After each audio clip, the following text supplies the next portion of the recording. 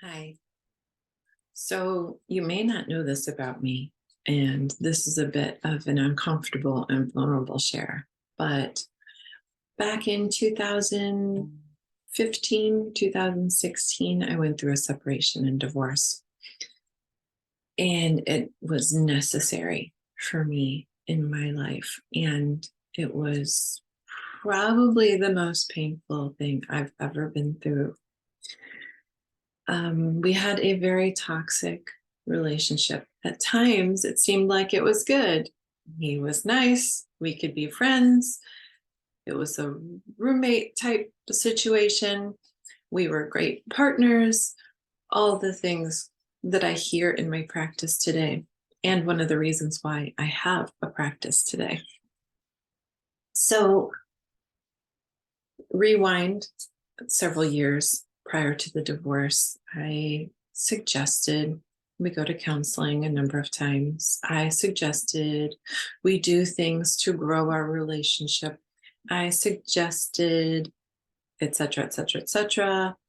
And he didn't take action. Now, looking back, I can see where my communication wasn't completely clear and I didn't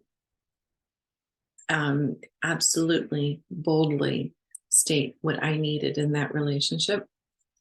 I was not able to communicate at that level to get my point across and my needs across. And I had zero boundaries, right? Didn't know how to set boundaries.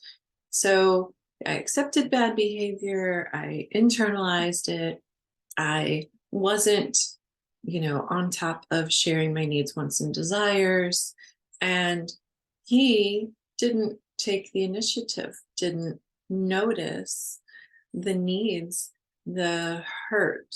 He didn't notice the overt harm that was being caused in our relationship because certain things were not being addressed. Because it's easier to not see, it's easier to not notice, it's easier just to keep going and assume everything's okay, even though things are snowballing underneath all of the normal stuff.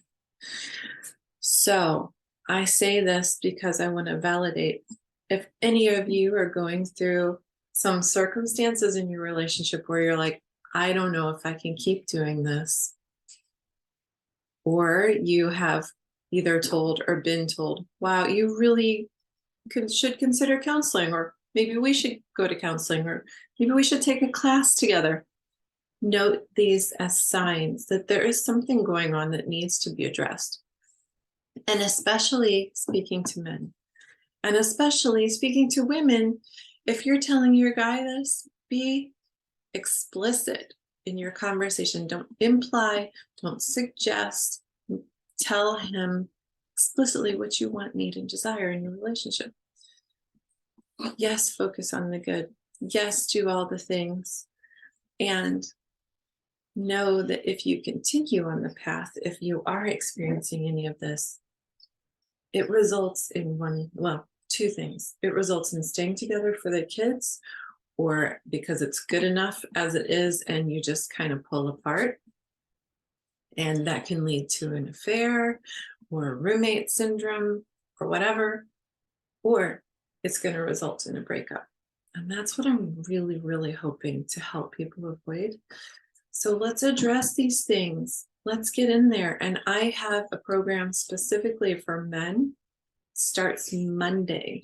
So registration needs to get done tomorrow. If you need anything, if you have any questions about it, please let me know. I'm including the link in this email. Good luck to you and many blessings for a joyous, connected, loving relationship.